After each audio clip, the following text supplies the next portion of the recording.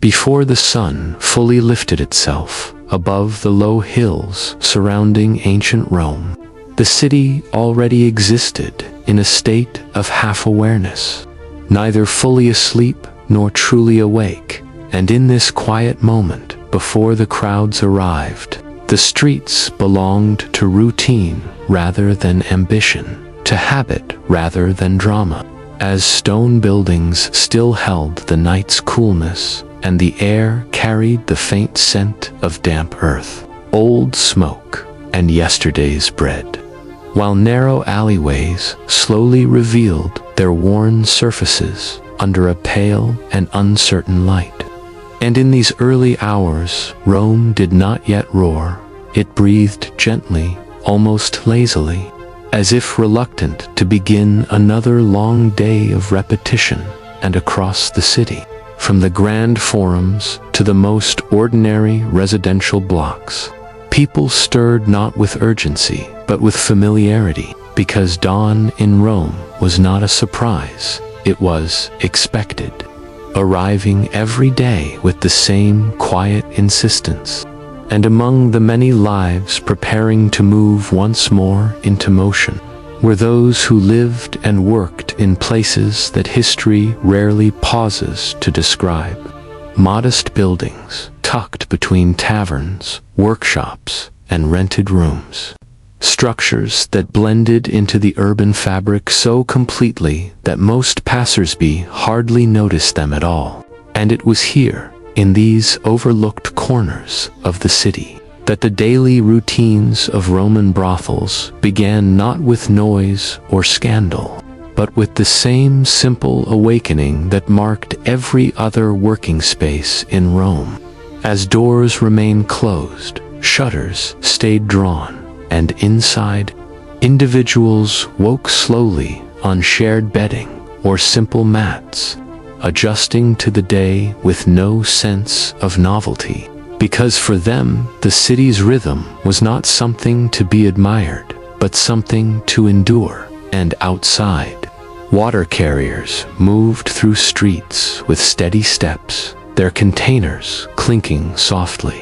while bakers prepared their ovens and shopkeepers swept dust from thresholds in repetitive motions practiced over years, creating a background of muted activity that framed the beginning of another ordinary day. And in this context, prostitution in Rome was not a hidden or shocking presence, but an acknowledged occupation woven quietly into the city's economy, regulated, taxed, and documented, existing alongside shoemakers, scribes, and innkeepers without requiring special attention. And so, as dawn stretched into early morning, the city revealed itself not as a place of constant excess, but as a system of routines layered upon one another,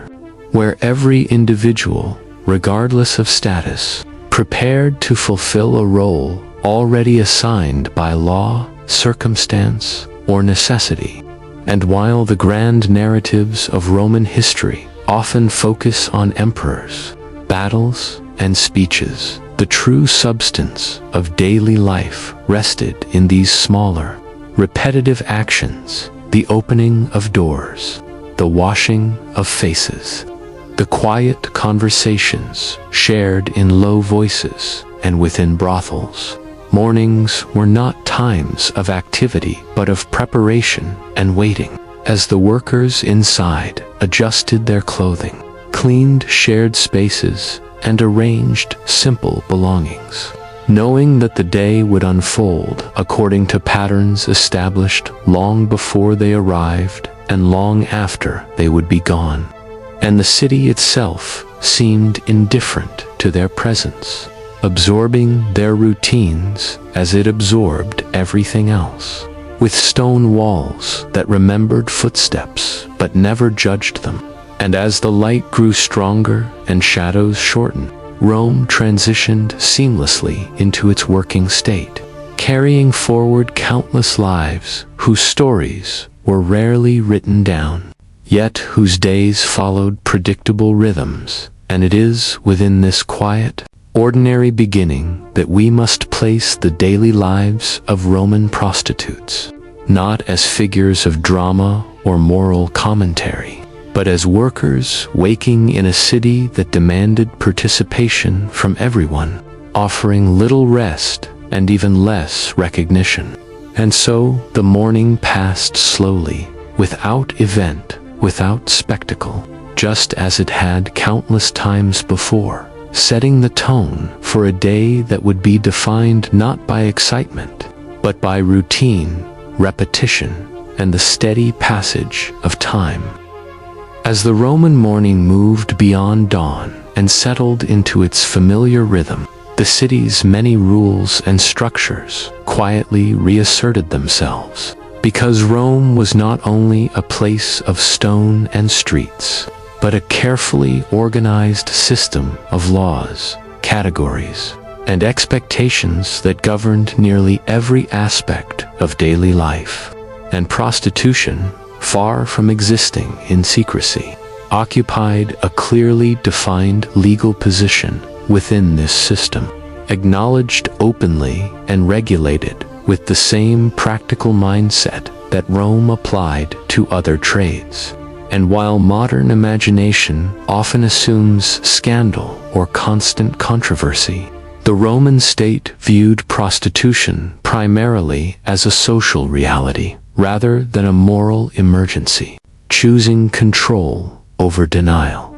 And so individuals who worked in this profession were required to register with authorities, a process that transformed private circumstances into public record, reducing personal identity to an entry on a list, marked by occupation rather than personality. And once registered, a prostitute was legally classified under a distinct social category, one that carried specific limitations and expectations, such as exclusion from certain legal protections and public honors, yet also provided a form of recognition that allowed the work to exist openly. And this legal clarity shaped the daily experience of Roman prostitutes long before any customer arrived, because their status affected where they could live, how they were taxed, and how they were treated by officials. And while the law did not celebrate their role, it did not attempt to erase it either, instead embedding it into the functioning of urban life. And, as a result, brothels operated as known locations, often marked discreetly by symbols or lamps, their presence accepted as part of the city's infrastructure, no more surprising than a tavern or bathhouse. And within this framework, those who worked inside brothels understood that their days unfolded under legal supervision rather than social protection, meaning that disputes were often resolved in favor of property owners or managers rather than workers, and punishments, when applied, were swift and unceremonious, reflecting Rome's preference for order over empathy.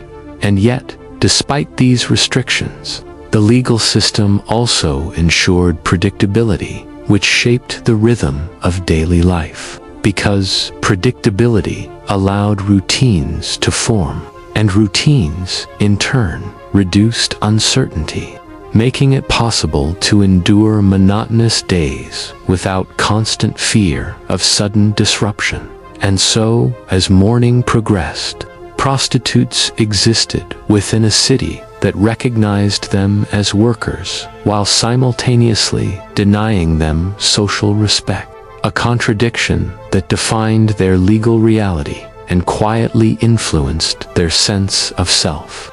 And this classification extended even to naming practices, as many adopted working names recorded in registers, names that replaced birth identities and reinforced their separation from respectable society. And over time, these names became functional labels rather than personal markers, used by officials, landlords, and clients alike, reducing individuality to utility. And this legal framing also affected interactions with others, because while clients could engage without stigma, the workers themselves bore the lasting social consequences. A one-sided arrangement that benefited the city's order while limiting personal mobility. And yet, within this rigid structure,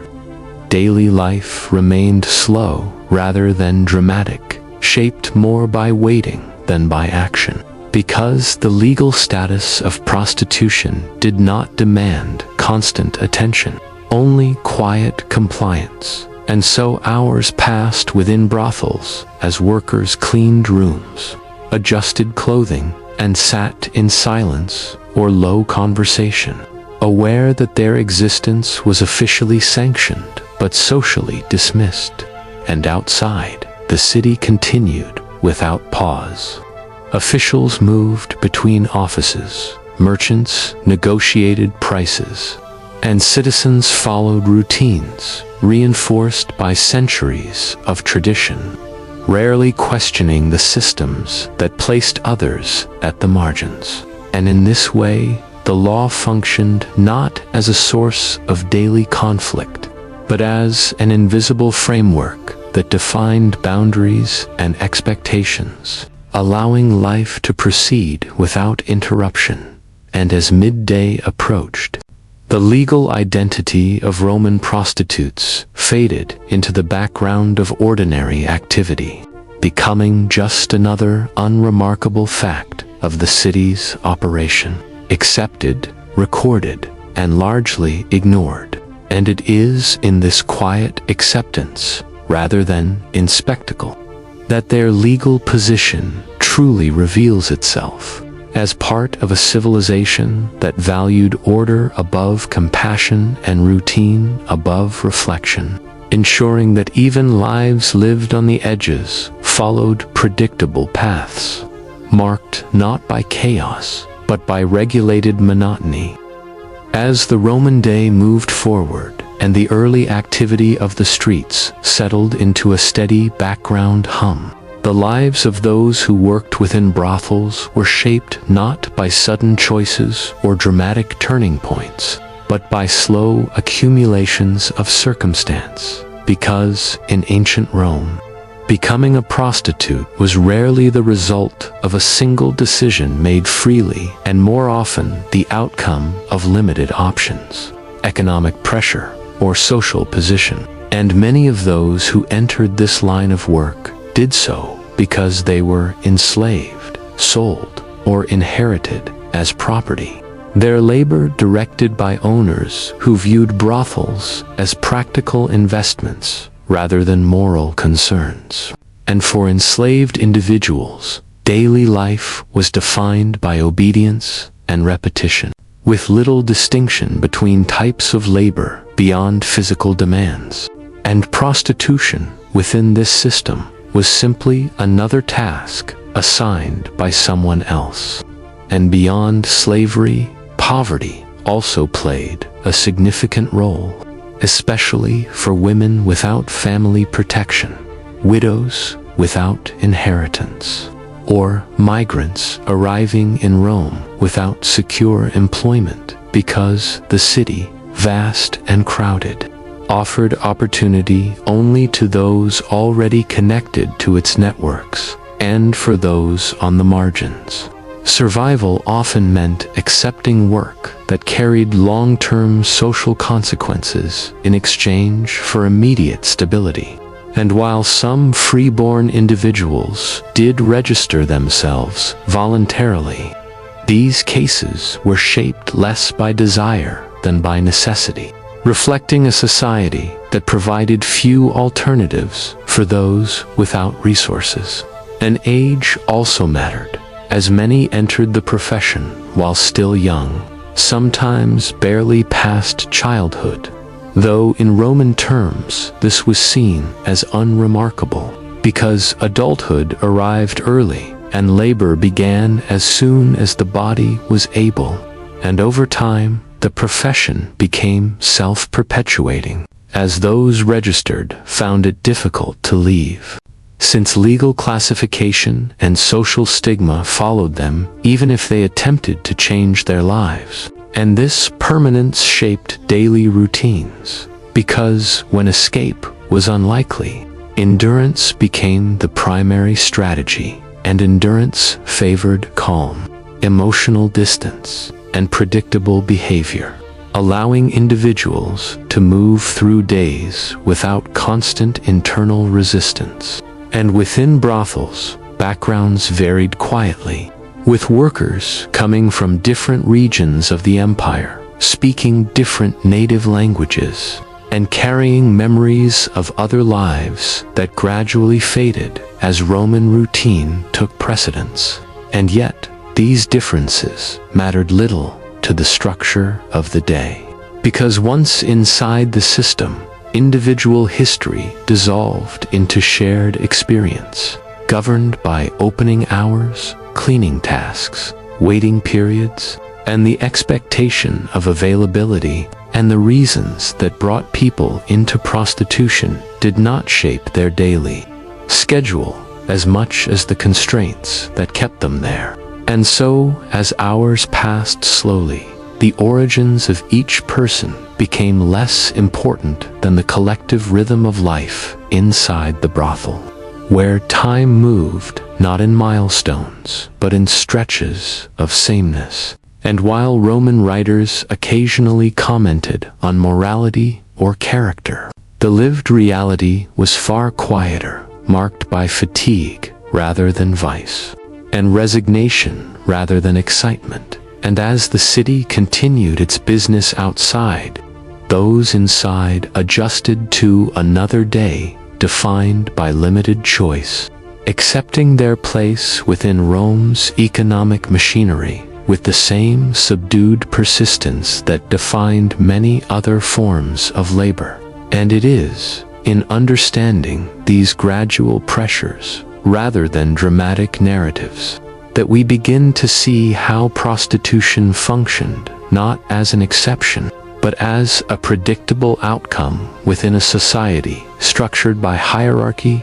inequality, and routine, where lives followed paths determined less by personal intention than by circumstance, and where daily existence, once set in motion, moved forward steadily, quietly, and without pause.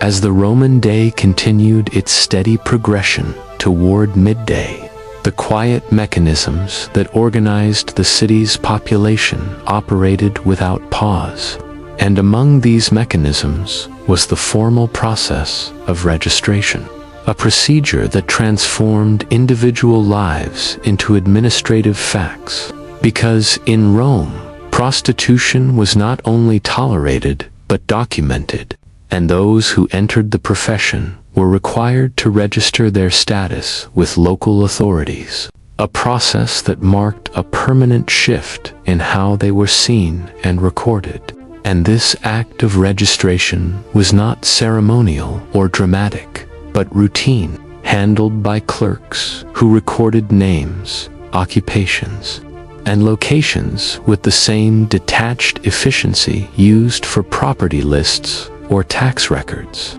And for those registering, the experience was often less about fear than about resignation, because by the time registration occurred, choices had already narrowed, and the formality simply confirmed what circumstances had made inevitable. And within this system, many adopted working names, sometimes chosen by owners, sometimes selected for convenience, names that were easier to pronounce, easier to remember, and easier to record,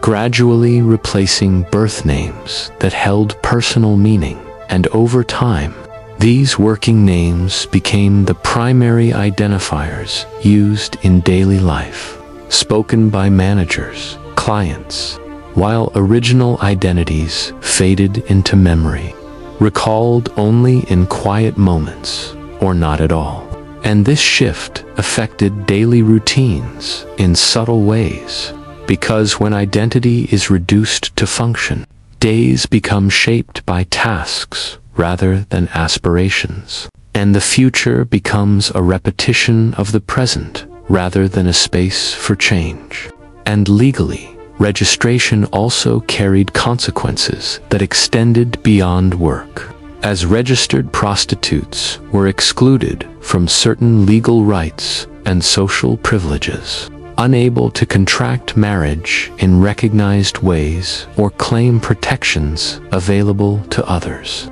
reinforcing a boundary that separated them permanently from respectable society. And this separation was not enforced daily through confrontation, but through quiet absence, as opportunities simply did not appear, and paths forward remained closed without explanation. And within brothels, this legal reality encouraged emotional restraint, because investment in long-term goals offered little reward, while attention to routine provided stability. And so hours passed in cleaning, waiting, and preparing spaces. Actions repeated daily with minimal variation, allowing time to move without resistance. And the bureaucratic nature of registration also meant that life inside brothels was subject to inspection and regulation, though these interventions were infrequent and often perfunctory,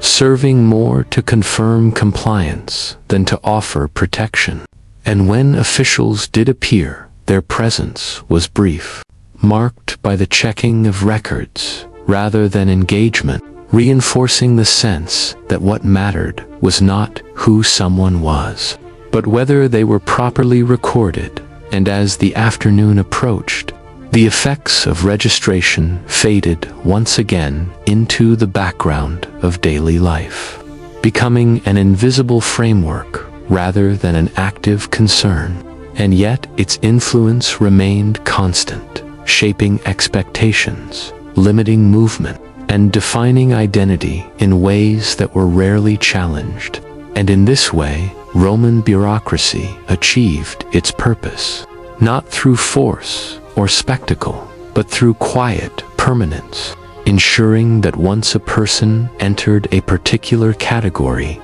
they remained there, moving through days that differed little from one another, marked by repetition rather than transformation. And it is within this slow erosion of individuality, rather than in dramatic moments, that the true impact of registration can be understood, as a process that gently but firmly reshaped lives into roles, leaving behind a pattern of existence that was orderly, predictable, and profoundly ordinary.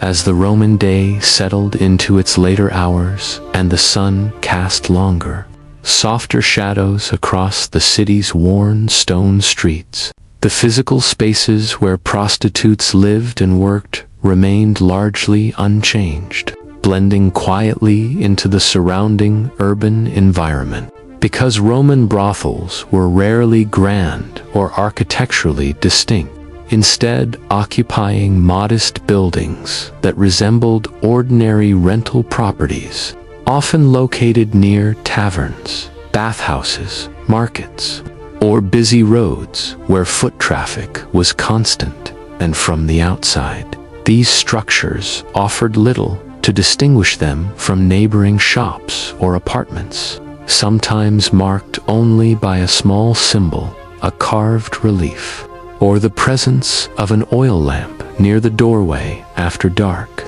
And inside, the layout was practical rather than elaborate, consisting of narrow corridors, small rooms, and minimal furnishings designed for durability. And these rooms served multiple purposes throughout the day, functioning as sleeping spaces, work areas, and storage, depending on the hour. And for those who lived within them, privacy was limited, as walls were thin, doors were simple, and sounds traveled easily, creating an environment where individual routines overlapped and personal boundaries were difficult to maintain. And yet, this lack of separation also produced a predictable rhythm, as everyone followed similar schedules dictated by the building itself, waking, cleaning, and preparing within the same confined spaces. And daily life within these structures emphasized maintenance,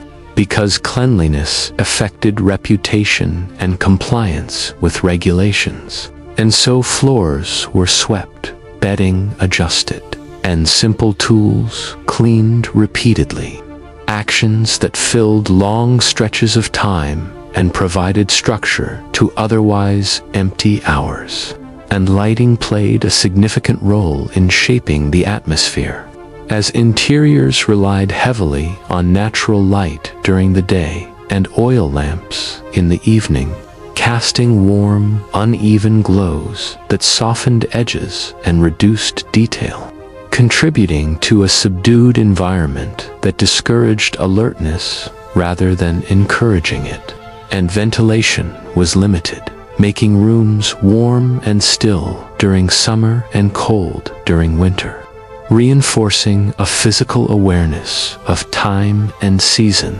that shaped daily experience. And despite these conditions, the spaces were not designed to shock or provoke, but to function efficiently within Rome's dense urban fabric, accommodating a trade that was meant to exist without drawing attention. And outside, the city moved continuously, with carts passing, voices rising and falling, and footsteps echoing through narrow streets, sounds that filtered into brothels as a constant background presence, reminding those inside that their lives unfolded alongside countless others, each following their own routines. And as evening approached, the transition from living space to working space occurred quietly, with minimal ceremony, as lamps were lit and rooms rearranged slightly, signaling the next phase of the day without altering its fundamental rhythm. And in this way, the buildings themselves shaped behavior, encouraging repetition, discouraging reflection, and absorbing the routines of their occupants over time. And when night finally arrived, these spaces returned once more to their quieter function, holding sleeping bodies and lingering warmth, preparing to repeat the same cycle the following day. And it is within these ordinary walls, rather than in dramatic scenes, that the daily lives of Roman prostitutes unfolded, contained within architecture that prioritized utility over comfort and routine over change, reflecting a society that integrated their presence seamlessly while offering little in return. And as Chapter 1 closes, we leave behind the broader city and step fully into the slow, repetitive patterns of daily life that defined existence within these spaces, where time passed not in moments of excitement, but in steady, unremarkable continuity. As another Roman day began within the confined walls of brothels and shared living quarters, waking did not occur with alarms or clear divisions between rest and work, but rather unfolded gradually, shaped by light, sound, and habit. Because in these spaces, sleep was often shallow and fragmented, interrupted by the movement of others, the distant noise of the street, or the lingering effects of the previous night. And so mornings arrived slowly, marked not by urgency, but by quiet adjustment, as bodies shifted on simple bedding made of straw-filled mattresses or folded cloth, and individuals rose one by one, stretching stiff limbs and orienting themselves within rooms that served many purposes but offered little privacy.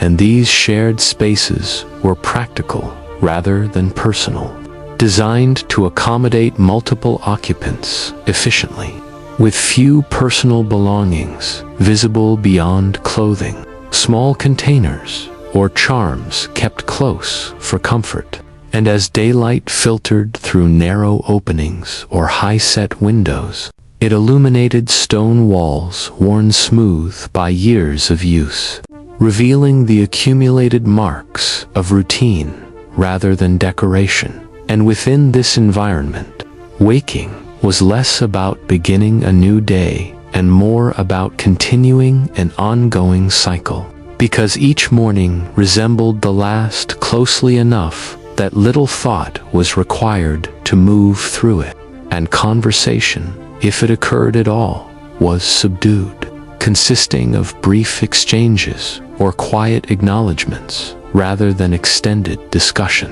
as energy was conserved for later hours, and cleaning formed the first shared task of the day. As bedding was rearranged, floors were swept, and simple containers were emptied or refilled. Actions repeated daily with minimal variation, providing structure and occupying time.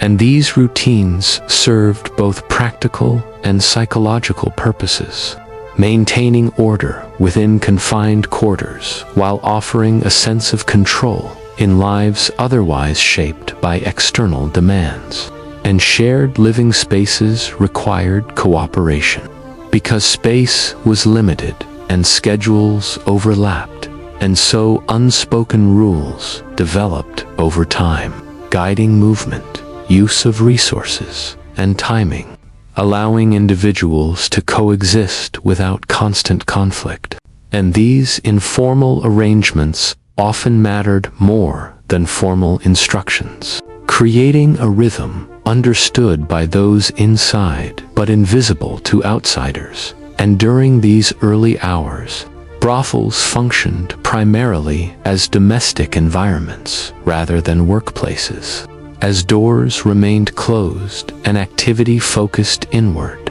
and the atmosphere was calm, sometimes even dull, marked by long pauses and repetitive motions. And the lack of stimulation contributed to a subdued mental state, one that discouraged alertness and encouraged acceptance of the day's predictable progression. And as the morning advanced, individuals attended to basic personal preparation, washing faces with shared water, adjusting clothing, and arranging hair in simple styles suited to long hours, actions carried out without ceremony or embellishment, reflecting a practical approach to appearance that prioritized function over expression. And these preparations were not rushed, because time moved slowly during this part of the day, and waiting became the dominant experience, waiting for tasks to be completed, waiting for the building to shift from living space to working space, and waiting for the city outside to reach a point where interaction would resume. And throughout this period, the shared nature of the environment reinforced a sense of collective routine, as everyone followed similar patterns regardless of individual background, and differences in origin or personality faded in importance compared to the demands of the schedule. And so the hours passed quietly, filled with minor tasks and extended stillness, creating a calm but monotonous atmosphere that shaped daily experience as much as any external rule. And by the time the morning ended and the day moved closer to its active phase, the shared living spaces had already served their purpose, absorbing the slow awakening of their occupants and preparing them, without urgency or drama, for another day defined by repetition, predictability, and the steady movement of time. As the morning continued within Roman brothels and the shared living spaces gradually transitioned toward a state of readiness, attention turned to clothing and grooming, not as acts of self-expression, but as necessary preparations shaped by practicality and expectation. Because in ancient Rome, appearance functioned as a signal of role rather than individuality. And for prostitutes, clothing choices were governed by regulation, custom, and availability, resulting in garments that were simple, repeatable, and familiar, and tunics made from coarse wool or linen were common, chosen for durability and ease of movement, often worn in muted or faded colors that reflected frequent washing and long use. And while certain styles or accessories distinguished prostitutes from respectable women in public spaces, these distinctions were subtle and normalized, becoming part of the city's visual language rather than sources of daily attention. And grooming followed similar patterns of restraint, as hair was arranged in practical styles that could endure long hours without constant adjustment, sometimes tied back or braided simply, and cosmetics, when used, were applied sparingly during daytime hours, reserved more fully for later periods when visibility mattered more. And these preparations unfolded slowly, without mirrors of fine quality or abundant tools, relying instead on shared items and familiar motions repeated daily. And washing involved basic methods, using shared basins of water to clean faces, hands, and arms, a routine that refreshed the body without offering luxury. And these actions were often performed in silence or with minimal conversation, as the focus remained on completing tasks efficiently rather than social interaction. And through repetition, grooming became automatic, requiring little thought, allowing minds to remain passive and conserving energy. And clothing was adjusted, folded, or repaired as needed, with loose threads tied and worn areas smoothed, reflecting a constant effort to maintain garments that were used far beyond their original lifespan. And this attention to maintenance filled time that might otherwise have been empty, providing a sense of purpose within a limited environment. And preparation also extended to the spaces themselves. As bedding was stored, rooms were aired, and lamps were checked or refilled, ensuring readiness for the next phase of the day. And these tasks reinforced the transformation of brothels from living spaces into workplaces without requiring dramatic change, as the same rooms simply shifted function according to the hour. And throughout this process, the atmosphere remained calm and subdued, shaped by familiarity rather than anticipation, because the day ahead was not unknown, and there were few surprises to prepare for. And as these preparations concluded, individuals settled into waiting once more, occupying benches, leaning against walls, or sitting quietly, their appearance now aligned with expectation, their environment arranged for use, and their attention turned inward. And in this way, clothing and grooming served not to excite or energize, but to maintain continuity, smoothing the transition between rest and labor, and reinforcing a rhythm of daily life that emphasized repetition over variation. And as the late morning approached, the quiet preparation faded into stillness, leaving behind a calm, orderly space ready to receive the next slow movement of the day. As the morning moved toward midday within the quiet confines of Roman brothels, attention gradually shifted to sustenance, not as an event of excitement or indulgence, but as a necessary and deliberate routine, because in the lives of those who worked in these spaces, food served both practical and temporal purposes, marking intervals in otherwise monotonous days. And mornings often began with small, simple meals that were easy to prepare and easy to consume, usually consisting of bread made from coarse wheat, perhaps accompanied by a bit of cheese, olives, or fruit. Items that were available locally, affordable, and filling enough to sustain energy without requiring extended preparation. And these meals were taken in silence or quiet conversation, often shared in communal spaces where everyone could eat at the same time, reinforcing a sense of rhythm and order. And preparation involved washing utensils, arranging plates or bowls, and ensuring that water or wine was available in modest quantities. Actions repeated with little variation and carried out according to habit rather than preference. And the slow consumption of food allowed minds to drift, filling time in a way that was soothing and predictable, because eating became a signal that the day had entered a measurable phase. And once meals were finished, attention returned to waiting, because in these brothels,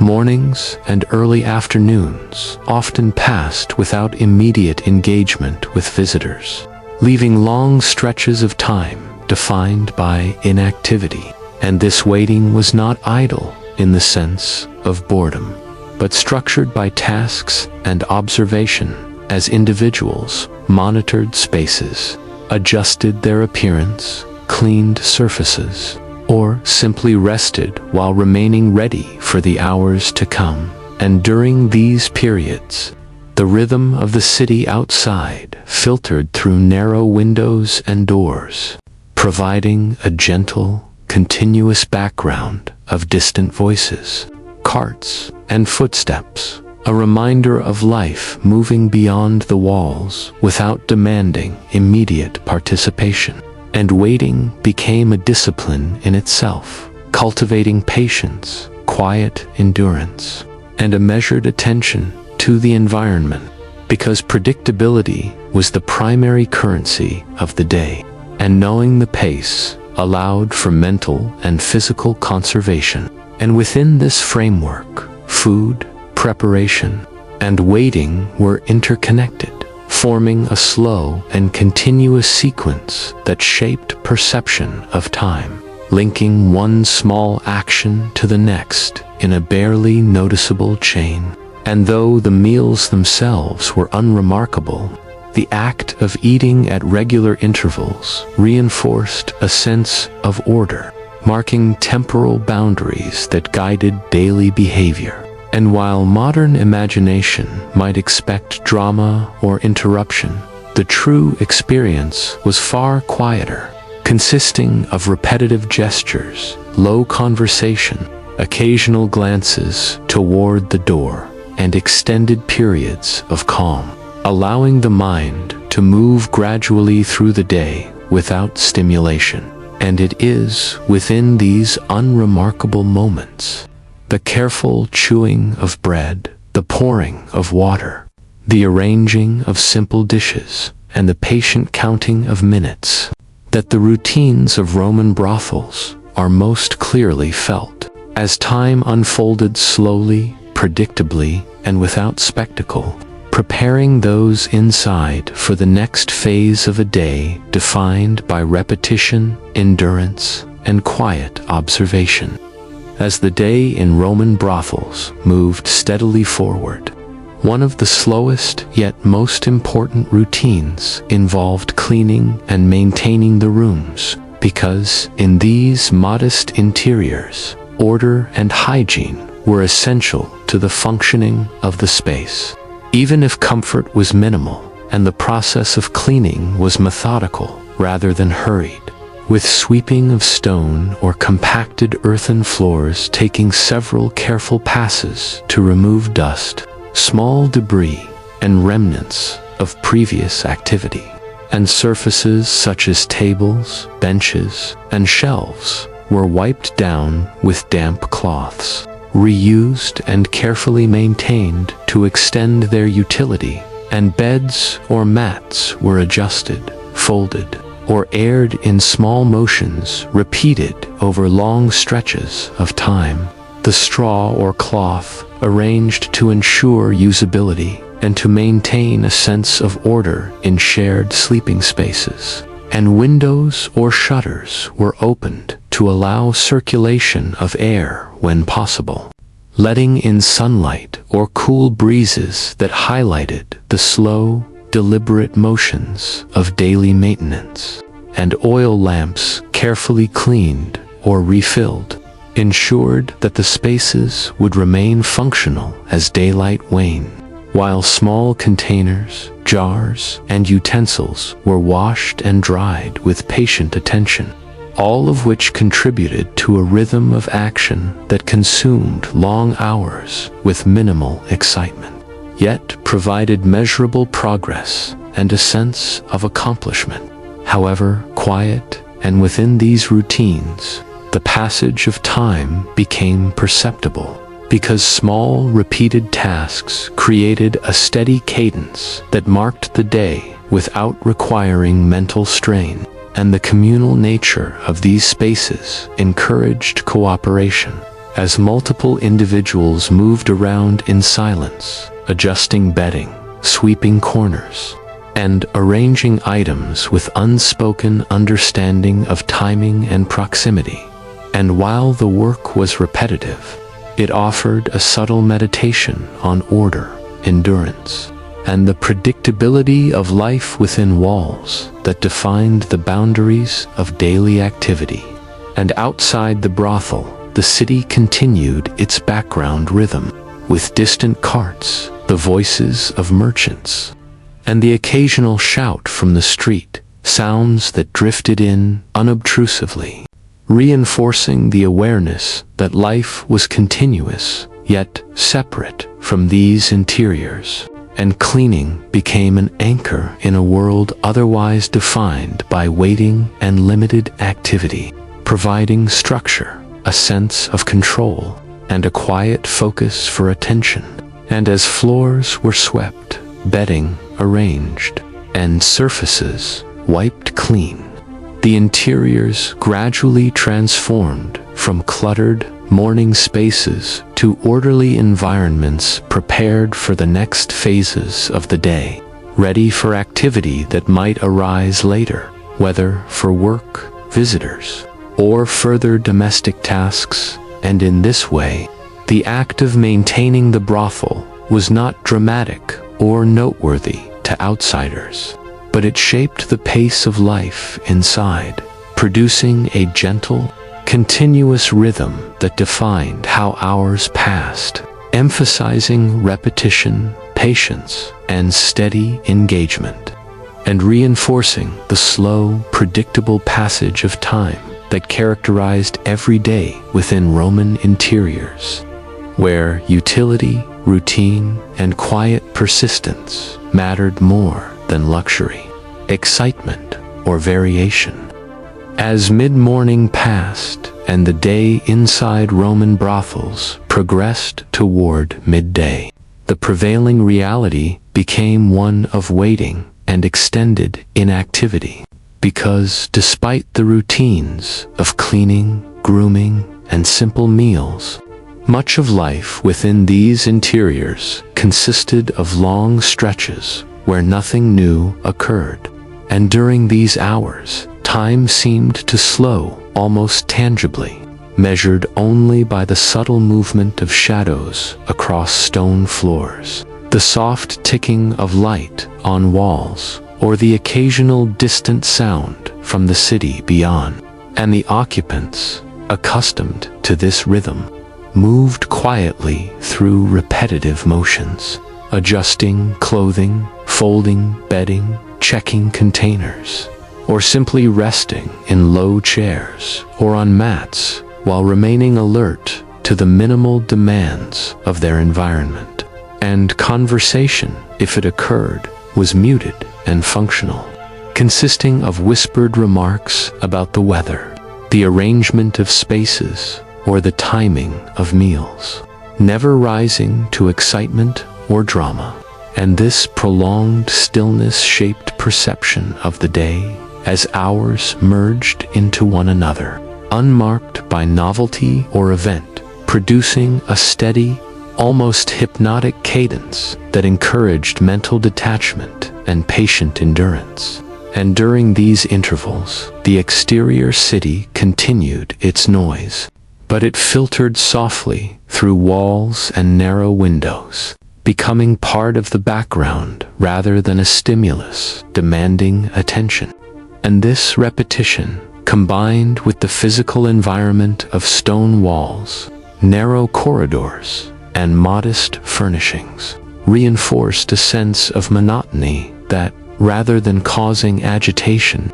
allowed the mind to settle into quiet observation and routine, and individuals became attuned to minor changes in light, sound, and temperature, using these subtle cues to measure the passage of time without requiring conscious counting. And waiting itself became an activity structured around small gestures, the smooth rearrangement of items, the gentle dusting of surfaces, or the quiet repositioning of bedding and mats. All tasks performed slowly, deliberately, and with little urgency. And as the day wore on, these long stretches of boredom formed the backbone of experience, shaping both behavior and expectation,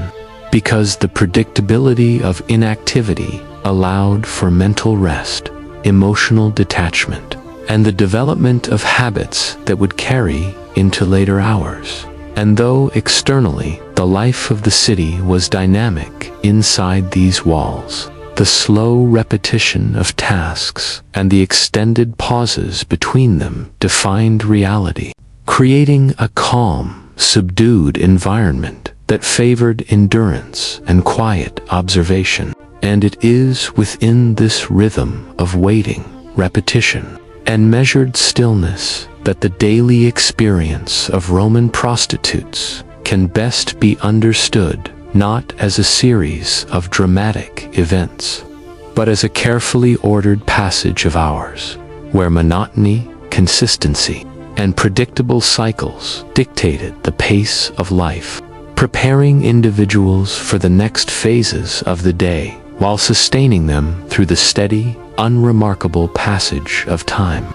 and allowing life to unfold slowly, quietly, and in a manner designed for endurance rather than excitement. As the Roman day continued to unfold, the daily life inside a brothel followed a structure that was remarkably consistent, not dictated by drama or excitement, but by the quiet passage of hours and the practical demands of routine. Because within these modest spaces, days were divided into segments that balanced preparation,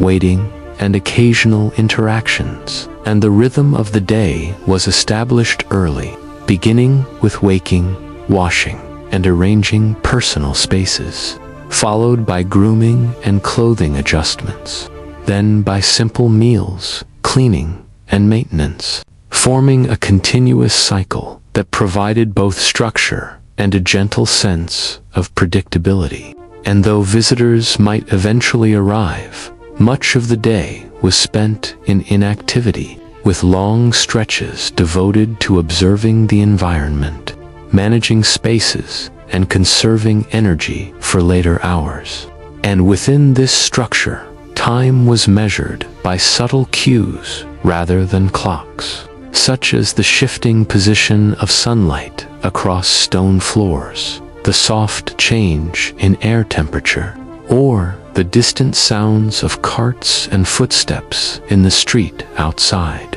which filtered through narrow windows and doorways as background rhythm, reinforcing the sense that life inside moved at its own pace, largely independent of external events, and the rooms themselves contributed to this structure, with each space serving multiple functions at different times, from sleeping and grooming to cleaning and preparation. And these transitions occurred without fanfare. The shift from one task to another, marked by small gestures such as folding bedding, sweeping a floor, or lighting an oil lamp. Actions repeated daily with minimal variation, and this regularity allowed those inside to navigate time with calm familiarity, anticipating each segment of the day without stress. And social interaction within the brothel was similarly subdued,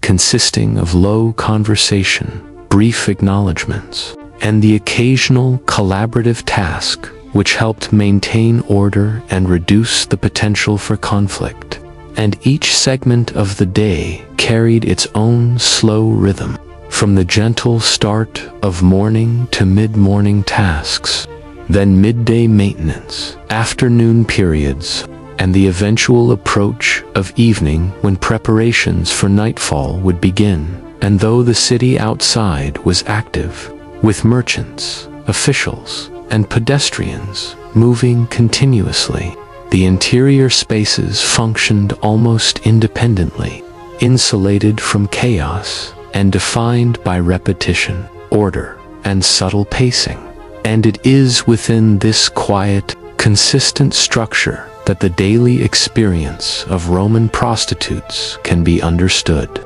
as their days were organized less by individual choice and more by the predictable demands of environment, routine, and small social expectations, producing a calm, measured, and largely monotonous passage of time, in which activity and rest were balanced not by necessity or urgency, but by the slow, habitual rhythm of life inside these modest stone walls. And this structure repeated with little variation from day to day, creating a backdrop of quiet continuity against which the lives of individuals unfolded with steady, sleep-friendly regularity.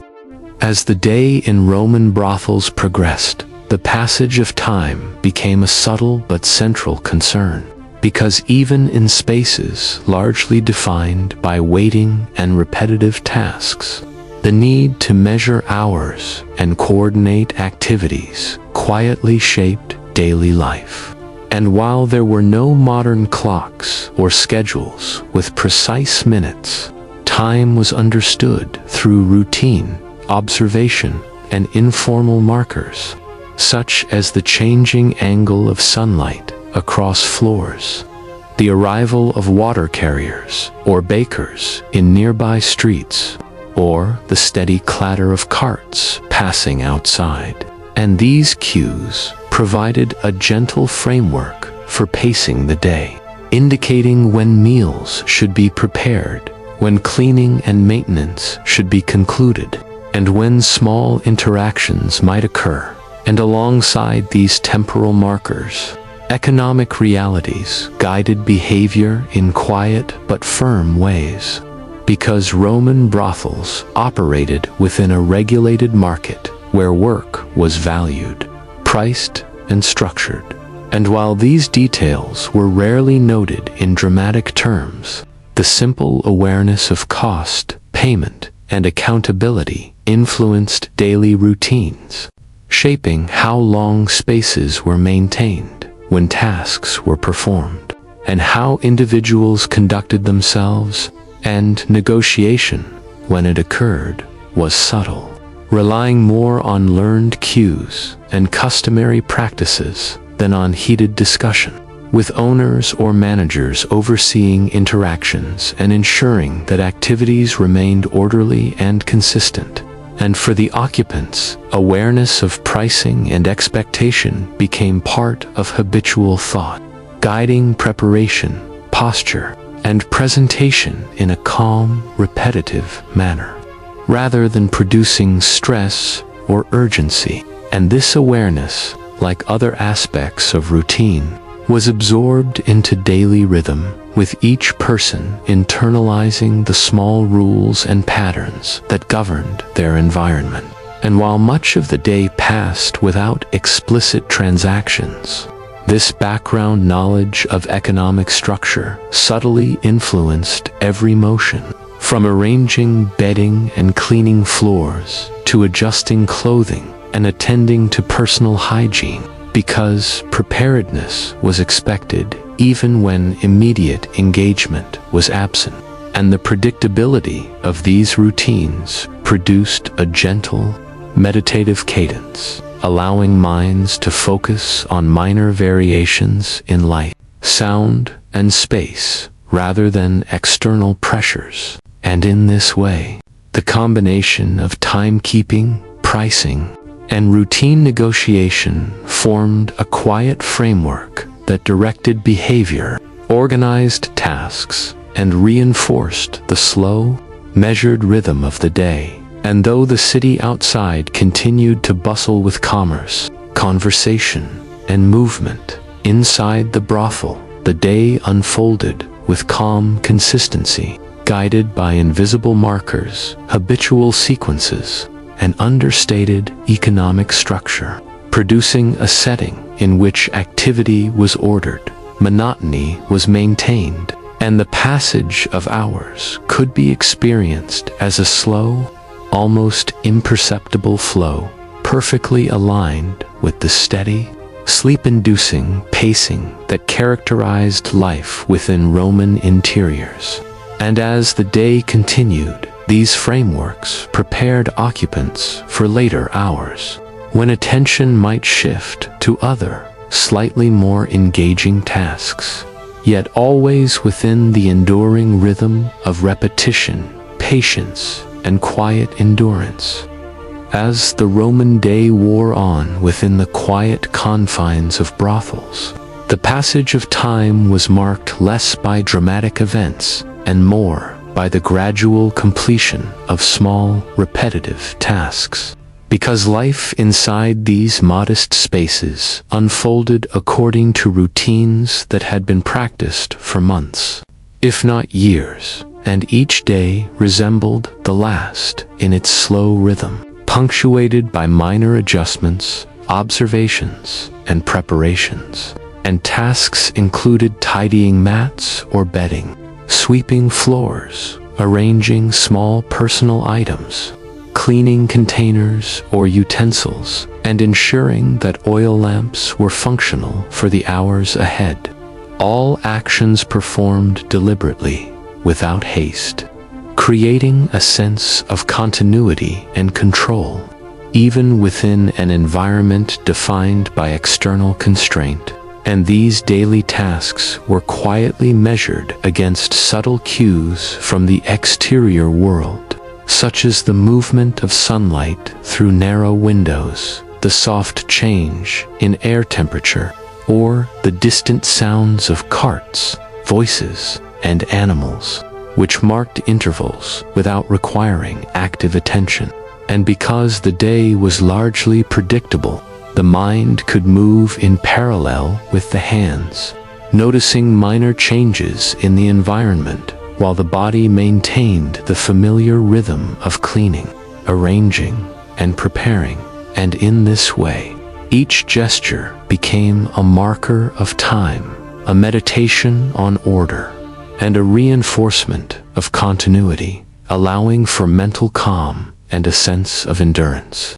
And even small interactions between occupants were subdued and functional, consisting of quiet remarks about tasks, reminders of schedules, or brief coordination, reinforcing social order while minimizing stimulation. And the repetition of tasks not only maintained the physical space, but also structured perception, creating a gentle cadence in which hours passed slowly and predictably, as attention shifted seamlessly from one minor activity to the next, without urgency or interruption. And as midday moved toward afternoon, this rhythm continued, with cleaning, arranging, and preparation filling long stretches of otherwise unremarkable time, producing a steady, almost hypnotic flow. And the slow passage of time was reinforced by awareness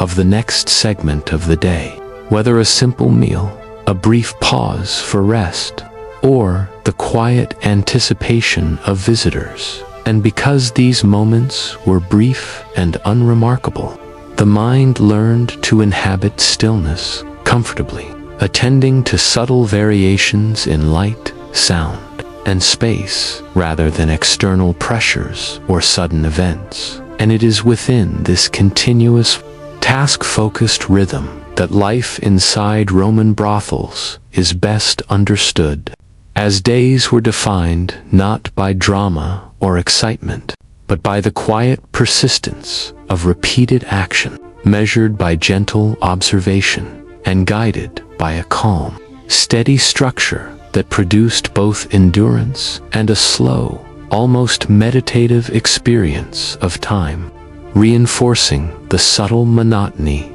predictability, and tranquility that characterized existence within these modest, stone-walled interiors, and preparing the occupants for the next portion of the day, still framed by repetition, patience, and quiet observation. As the afternoon unfolded inside Roman brothels, the slow rhythm of life was occasionally interrupted by the arrival of visitors, though even these interactions followed predictable patterns and rarely introduced chaos or excitement, because brothel operations were structured around routine, and both occupants and managers understood the timing,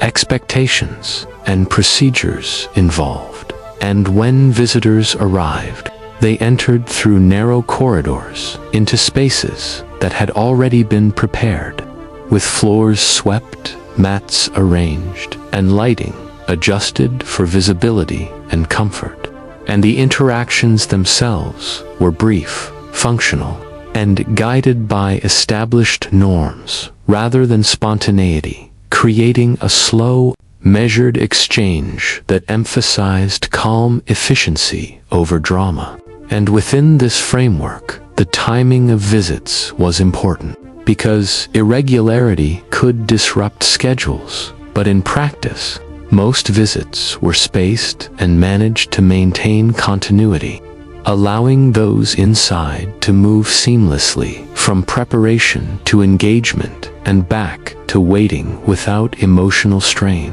And for the occupants, these interactions were simply another task within the day, approached with quiet attention and habitual gestures, as they had been rehearsed countless times, reducing novelty and maintaining a sense of predictability. And after visitors departed, spaces were tidied, mats reset, and oil lamps checked once more, returning the interiors to their prior calm state. And in the intervals between visitors, long periods of quiet resumed, filled with minor tasks, observation, and waiting, reinforcing the gentle rhythm of the day. And because everything was regulated by routine, the potential for anxiety or surprise was minimized, allowing minds to rest even while remaining attentive to subtle environmental cues.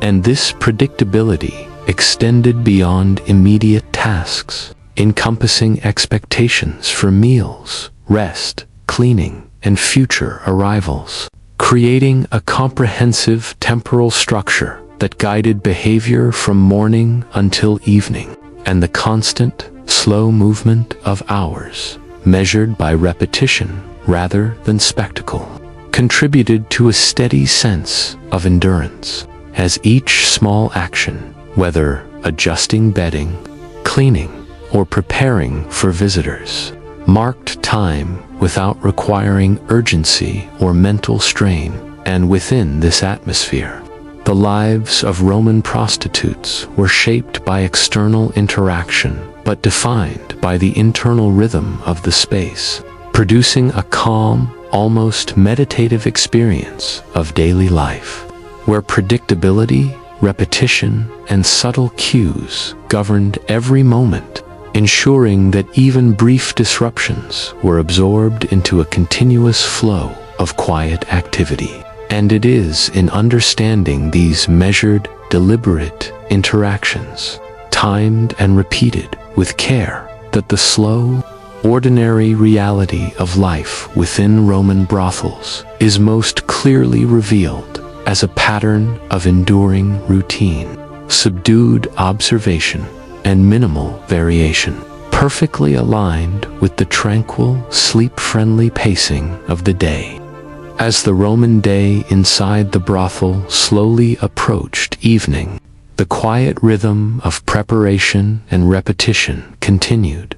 gradually shifting toward closure and the return to stillness. Because evening brought a predictable transition from daytime activity to the subdued calm of night, and occupants began arranging mats and bedding, ensuring oil lamps were filled, sweeping floors one last time, folding or airing cloths, and preparing utensils and containers for use the following day. All actions performed deliberately and without haste, in continuity with the repeated movements that had structured the day. And as the sunlight waned through narrow windows, the changing light provided a subtle cue for the winding down of activity, signaling that the active portion of the day was ending, and any remaining visitors were accommodated according to the same predictable routines that had governed earlier hours, brief and functional, without excitement or disruption. And after their departure, the interior spaces returned to their quiet state, dominated by long stretches of inactivity, and the occupants, having completed cleaning, preparation, and minor tasks, settled into rest or low conversation, sometimes simply sitting or reclining on mats while the dim oil lamps cast gentle, warm glows across the stone floors, highlighting simple furniture and folded cloths. And the soft shadows reinforced the subdued atmosphere, emphasizing calm repetition and the gentle passage of time. And as night deepened, the buildings themselves absorbed the slow rhythms of those inside, becoming containers for routine, habit, and endurance, and the quiet, repetitive motions of cleaning, preparing, and arranging merged into a continuous, almost meditative flow, reinforcing the predictable structure that had governed the entire day. And the occupants moved within this space with familiarity, attending to minor adjustments, maintaining order, and observing subtle changes in temperature, light, and sound, while the city outside continued in its own distant rhythm, mostly imperceptible through thick walls, allowing the brothel to exist as a largely isolated, slow-moving world. And it is in these evening hours, marked by careful closure, quiet observation, and the final completion of daily tasks, that the pattern of life within Roman brothels reaches a full cycle, reflecting the slow, repetitive, and subdued pace that characterized existence inside these stone interiors, where time passed not in excitement or spectacle, but in gentle, predictable continuity, and where the return to stillness at the end of the day provided calm, preparation, and readiness for the next cycle of routine, reinforcing endurance, tranquility, and the monotonous beauty of life structured entirely by repetition and quiet habit.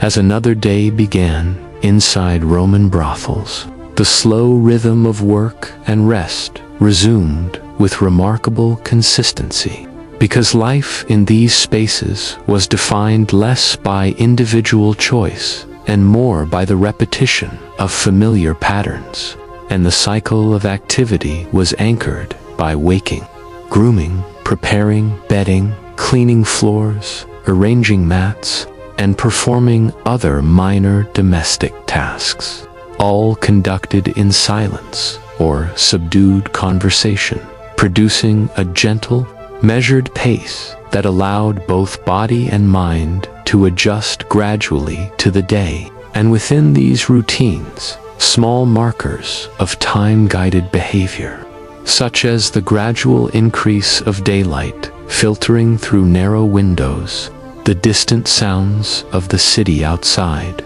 or the subtle changes in air temperature, which indicated when to move from one task to another without requiring conscious thought. And rest was interwoven with activity, because long stretches of waiting or minor maintenance allowed the mind to settle,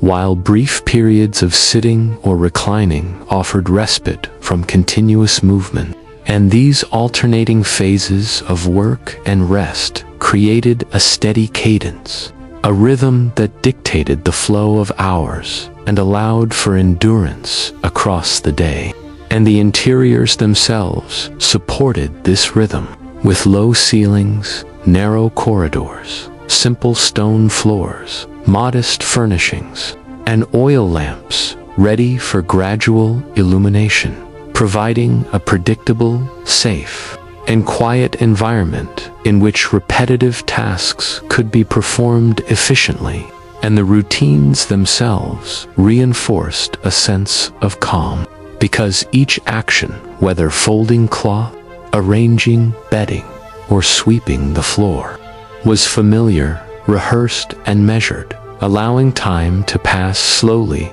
without stress or surprise. And the constant repetition of small gestures, combined with the quiet observation of minor environmental changes, created a meditative quality, as hands moved automatically while the mind remained attentive to subtle cues. And interaction between occupants, when it occurred, was gentle, brief, and functional, consisting of minor coordination, low conversation, or quiet acknowledgments,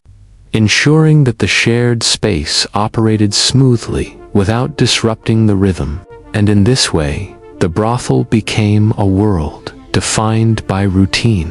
where activity, rest, and observation merged into a continuous, slow flow of time, allowing occupants to move through the day in predictable cycles, undisturbed by drama, uncertainty, or sudden change. And it is within this steady, measured rhythm of work and rest that the daily life of Roman prostitutes can be fully appreciated, as the ordinary, repetitive nature of each day produced endurance, calm, and a tranquil, sleep-friendly continuity that persisted from morning through night, shaping life inside these stone interiors in a manner both subtle and profoundly ordinary.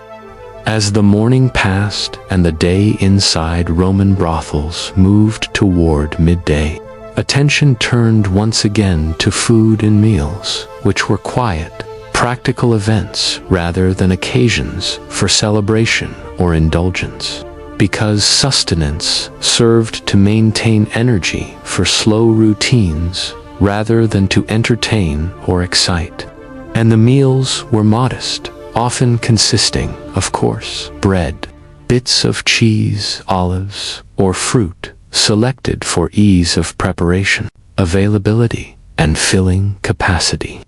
And these meals were typically taken in shared spaces where multiple occupants could eat together, though conversation remained subdued, gentle, and functional, sometimes noting minor tasks to be completed, occasionally acknowledging the weather, or briefly mentioning the arrival of water or supplies, producing a calm social rhythm rather than animated discussion. And preparation of food required careful attention to simple tools and containers, washing utensils, arranging bowls or plates, and ensuring that water or wine was available in sufficient quantity, all performed methodically and with repeated gestures that mirrored the meditative quality of other tasks. And eating itself offered a slow, measured experience. As bread was chewed thoughtfully, olives were consumed one by one, and fruit was handled with quiet care, allowing time to pass gently while the body received necessary nourishment. And these small actions reinforced the rhythm of the day, bridging morning routines with subsequent cleaning, maintenance, or periods of waiting. And social interaction, while present, remained low-key and predictable, supporting the smooth operation of the shared space, guiding attention, and reinforcing subtle hierarchy or familiarity among occupants. And the environment contributed to this gentle rhythm, with soft daylight filtering through narrow windows, stone floors, and minimal furnishings that encouraged slow movement and calm observation. And as the meal concluded, tasks seamlessly transitioned back into cleaning, arranging or preparing spaces for later hours, maintaining continuity and reinforcing the measured cadence of the day. And though the city outside continued its bustling activity, the brothel remained a quiet, almost insulated world where time passed slowly, guided by repeated gestures, subdued social interaction, and the unremarkable consumption of food. And it is in these simple, calm, and functional meals that the continuity of life inside Roman brothels becomes evident, demonstrating how routine, sustenance, quiet conversation, and careful attention to small tasks maintained the steady, sleep-friendly pace that shaped every hour of the day. As midday progressed within Roman brothels, the steady rhythm of cleaning and maintenance resumed, forming the backbone of the slow, predictable passage of time. Because in these modest interiors, the condition of the space directly influenced comfort, efficiency, and readiness for the hours ahead. And so sweeping floors, arranging mats and bedding, dusting small wooden surfaces, and tidying containers became repeated, methodical tasks, performed with care and attention, yet without urgency or haste. And the materials themselves, simple and durable, were treated gently, cloths folded, straw rearranged, oil lamps refilled, and water containers wiped, producing a quiet sequence of gestures that occupied long stretches of the day while reinforcing continuity. And these repeated actions also allowed for mental calm, because the motions became automatic, almost meditative, permitting awareness of subtle environmental changes, such as shifting light, faint sounds from the street, or slight changes in temperature, while the body engaged in routine activity. And this repetition created a rhythm that both structured perception and shaped endurance. As hands moved predictably, while attention remained lightly attuned to surroundings, and the communal nature of the space reinforced coordination, as multiple occupants carried out similar tasks without collision, negotiation, or loud conversation, establishing an unspoken order and continuity. And in these intervals, time passed slowly yet reliably, marked by the sequence of cleaning, adjusting, and preparing, rather than by dramatic events. And the quiet repetition of these tasks linked morning and afternoon, connecting meals, personal preparation, and waiting, producing a steady cadence in which hours moved imperceptibly yet consistently. And the interiors themselves, with stone floors, low wooden furniture, and narrow corridors, amplified the effect of repetition, emphasizing subtle changes rather than abrupt events. And the predictable nature of the work reinforced endurance, patience, and the capacity for quiet observation, preparing the occupants for later segments of the day, whether brief engagement with visitors, minor household adjustments, or extended rest. And in this calm, methodical pattern, the ordinary, slow, and subdued reality of life within Roman brothels becomes clear, defined not by excitement or novelty, but by steady repetition, measured attention, and the tranquil rhythm of work, cleaning, and maintenance that shaped daily experience, producing a gentle, sleep-friendly environment that extended from the stone floor beneath mats to the dim glow of oil lamps above, encapsulating the quiet persistence of ordinary life in every small, deliberate gesture. As the afternoon slowly unfolded within Roman brothels, the occasional arrival of visitors punctuated the otherwise calm and repetitive flow of the day. Though these engagements were predictable, brief, and structured, because the interiors and routines had already been prepared to accommodate such moments with minimal disruption, and the spaces themselves, with narrow corridors, low wooden furniture, simple bedding, and oil lamps, created an environment in which both occupants and visitors could interact in a measured, subdued way, guided by habitual gestures and subtle cues. And for the occupants, these engagements were part of daily rhythm, requiring attention and readiness, yet performed without emotional intensity, dramatic movement, or urgency. And once each interaction concluded,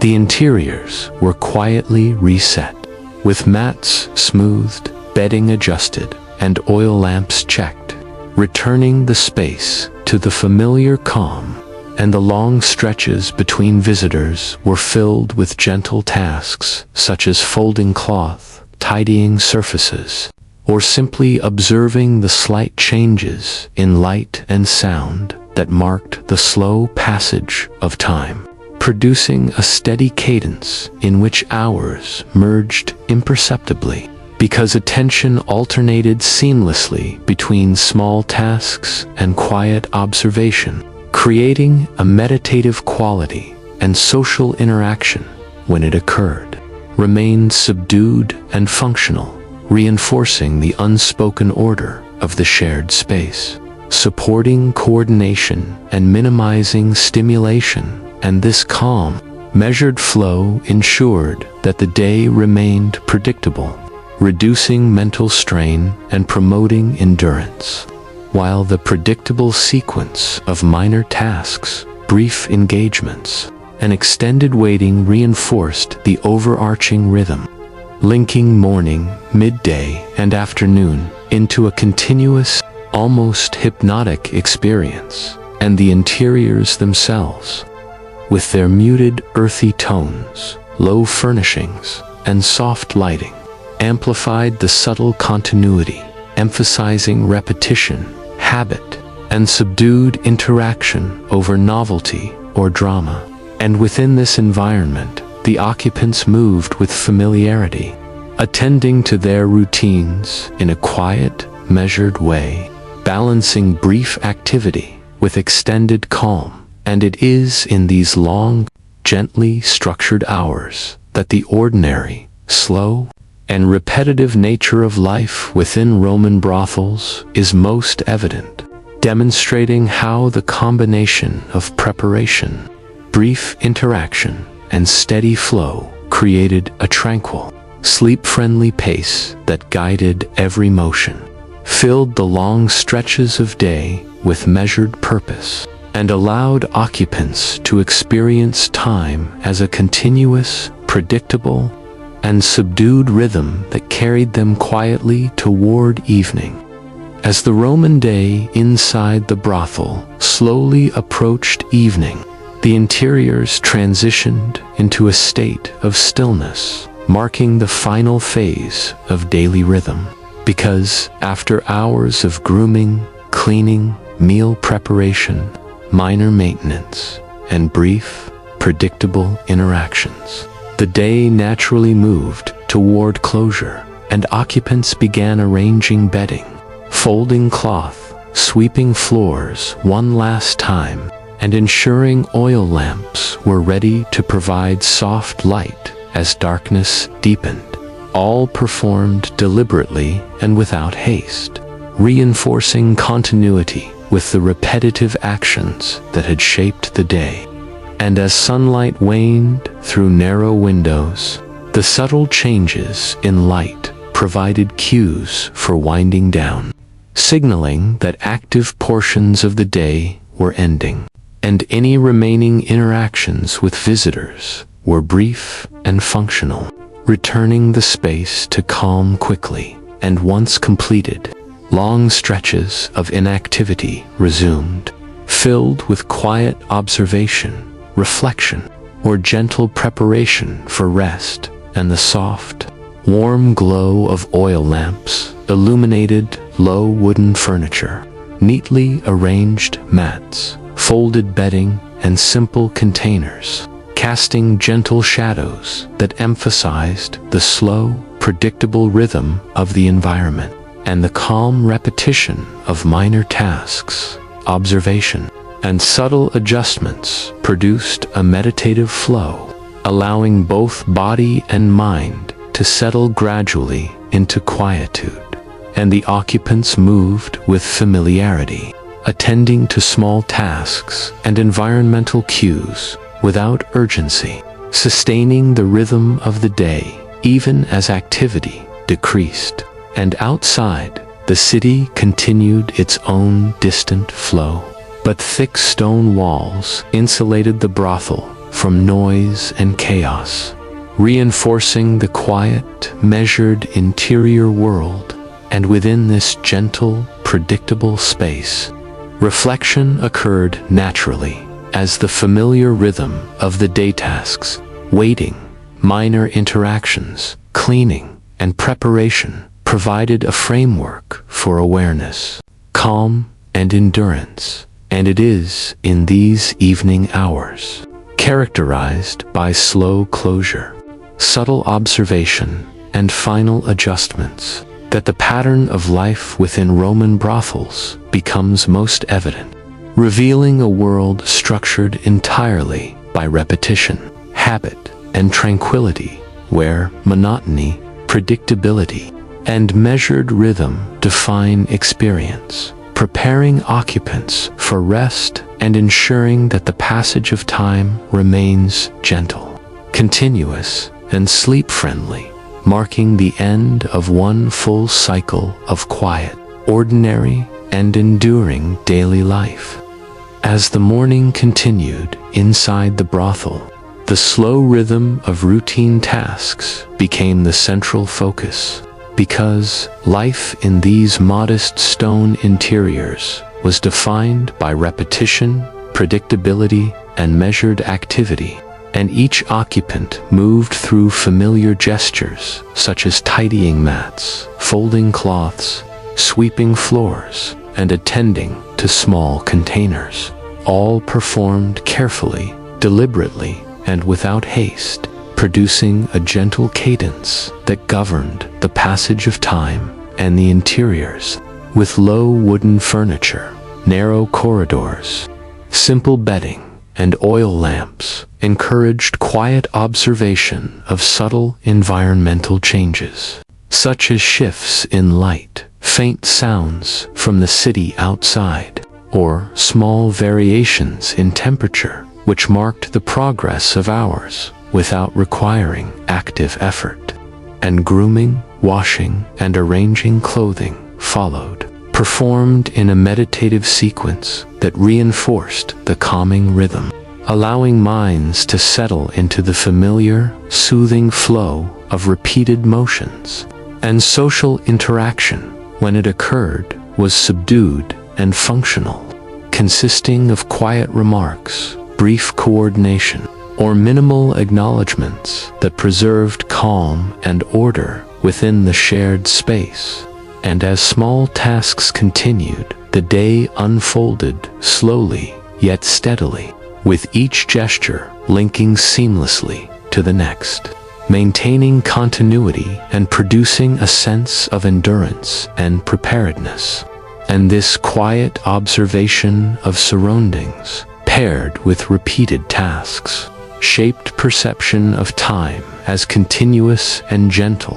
rather than abrupt or chaotic, and the subtle rhythm of daily life, punctuated by soft light, muted colors, and the faint sounds of distant streets, allowed for the cultivation of patience, mental rest, and endurance, while ensuring that the interiors remained clean, orderly, and ready for later hours. And it is within this sequence of morning tasks, subtle observation, and repetition that the ordinary, unremarkable, yet profoundly calming experience of Roman brothel life is most evident. As time moves slowly, gestures are repeated without variation, and every moment reinforces the steady, sleep-friendly pattern that guides occupants through a day defined by quiet endurance, minimal stimulation, and gentle continuity, producing a tranquil, ordinary, and entirely predictable passage of time. As the morning continued inside the brothel, the slow rhythm of routine tasks became the central focus. Because life in these modest stone interiors was defined by repetition, predictability, and measured activity, and each occupant moved through familiar gestures such as tidying mats, folding cloths, adjusting bedding, sweeping floors, and attending to small containers, all performed carefully, deliberately, and without haste, producing a gentle cadence that governed the passage of time and the interiors themselves. With low wooden furniture, narrow corridors, simple bedding, and oil lamps encouraged quiet observation of subtle environmental changes, such as shifts in light, faint sounds from the city outside, or small variations in temperature, which marked the progress of hours without requiring active effort. And grooming, washing, and arranging clothing followed, performed in a meditative sequence that reinforced the calming rhythm, allowing minds to settle into the familiar, soothing flow of repeated motions. And social interaction, when it occurred, was subdued and functional, consisting of quiet remarks, brief coordination, or minimal acknowledgments that preserved calm and order within the shared space. And as small tasks continued, the day unfolded, slowly yet steadily, with each gesture linking seamlessly to the next, maintaining continuity and producing a sense of endurance and preparedness. And this quiet observation of surroundings, paired with repeated tasks, shaped perception of time as continuous and gentle rather than abrupt or chaotic, and the subtle rhythm of daily life, punctuated by soft light, muted colors, and the faint sounds of distant streets, allowed for the cultivation of patience, mental rest, and endurance, while ensuring that the interiors remained clean, orderly, and ready for later hours. And it is within this sequence of morning tasks, subtle observation, and repetition that the ordinary, unremarkable, yet profoundly calming experience of Roman brothel life is most evident. As time moves slowly, gestures are repeated without variation, and every moment reinforces the steady, sleep-friendly pattern that guides occupants through a day defined by quiet endurance, minimal stimulation, and gentle continuity, producing a tranquil, ordinary, and entirely predictable passage of time.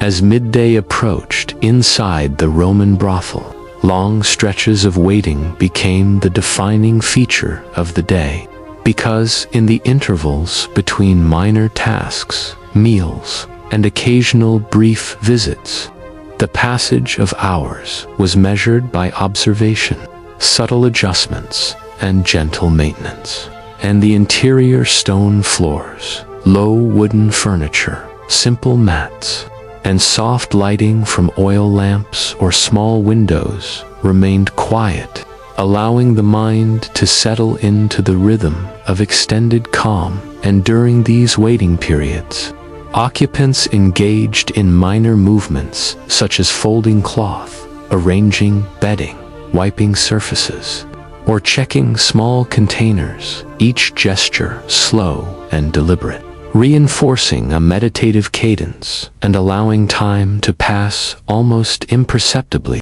And the subtle sounds of the city beyond carts, distant voices, footsteps filtered gently through walls, providing a background rhythm without imposing urgency. And social interaction, when it occurred, remained subdued and functional, consisting of brief remarks or coordination that maintained order rather than generating stimulation.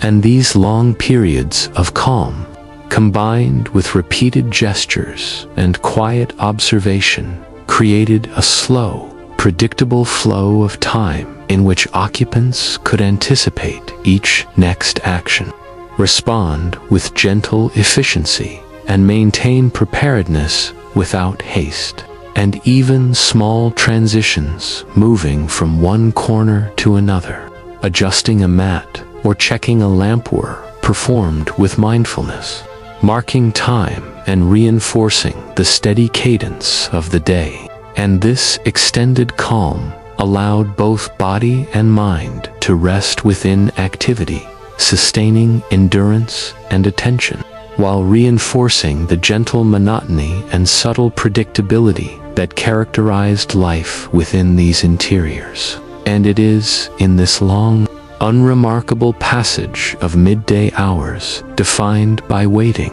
repetition, and observation, that the ordinary, tranquil reality of Roman brothel life becomes clear. As each hour unfolds slowly, gestures are repeated predictably, and time passes gently, producing a serene, sleep-friendly rhythm that extends from the quiet stone floors to the softly lit corners, shaping experience through consistency, endurance, and calm observation rather than novelty or excitement.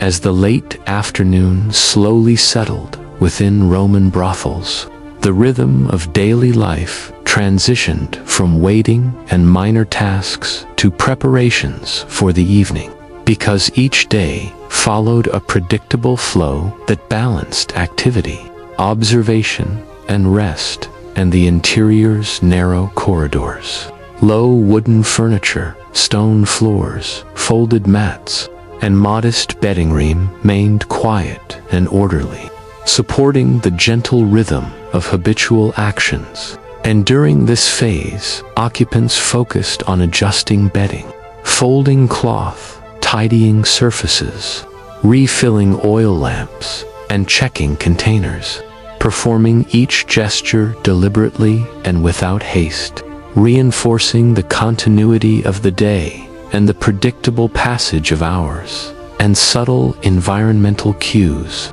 such as the soft shift in light from windows or the faint sounds of the city outside, guided transitions without stress, marking the movement from afternoon tasks to the preparations that would define evening. And brief social interactions, when necessary, remained subdued, functional, and carefully timed, maintaining calm and structure without introducing excitement. And the repeated motions, observation of minor changes, and quiet coordination with others created a steady cadence in which time flowed gently, allowing the mind to settle and the body to move predictably through space. And the interiors themselves emphasized consistency, with shadows, muted, earthy tones, and soft illumination reinforcing continuity.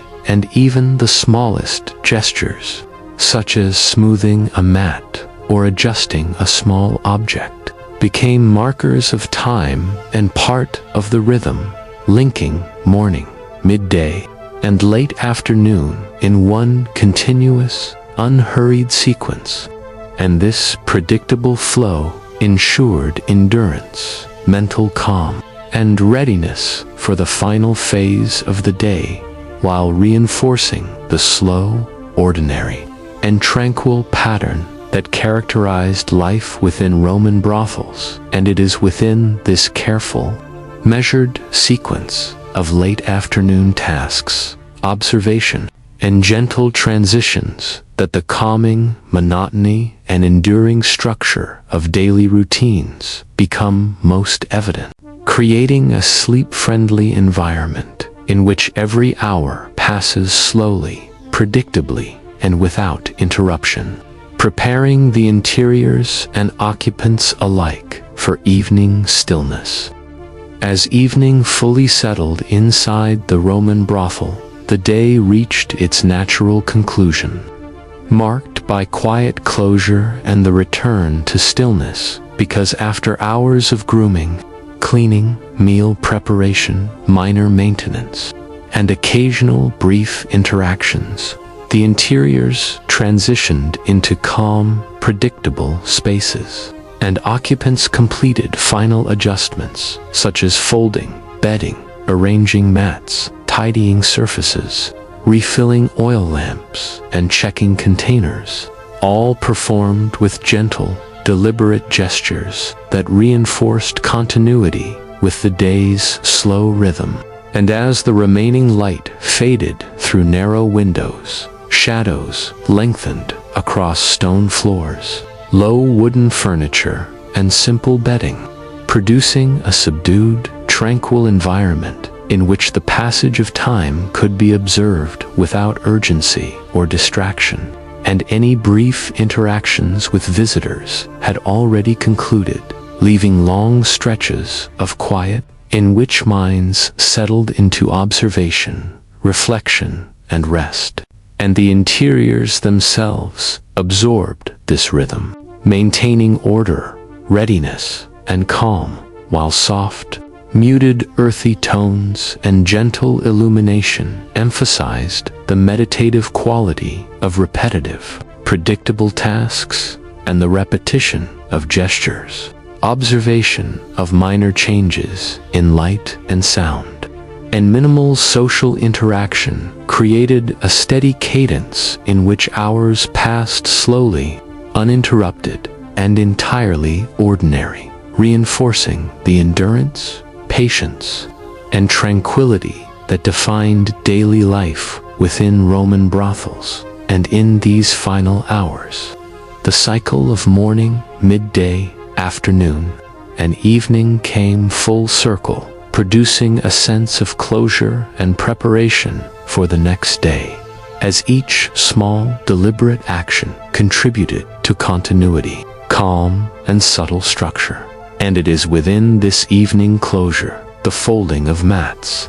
the arrangement of bedding, the soft glow of oil lamps, and the quiet reflection that the ordinary, repetitive, and sleep-inducing reality of life in Roman brothels is fully revealed. As days progressed predictably, actions were repeated methodically, and the slow, gentle rhythm of daily routines provided a tranquil, continuous, and entirely unremarkable passage of time, perfectly suited for calm observation, meditation, and restful reflection.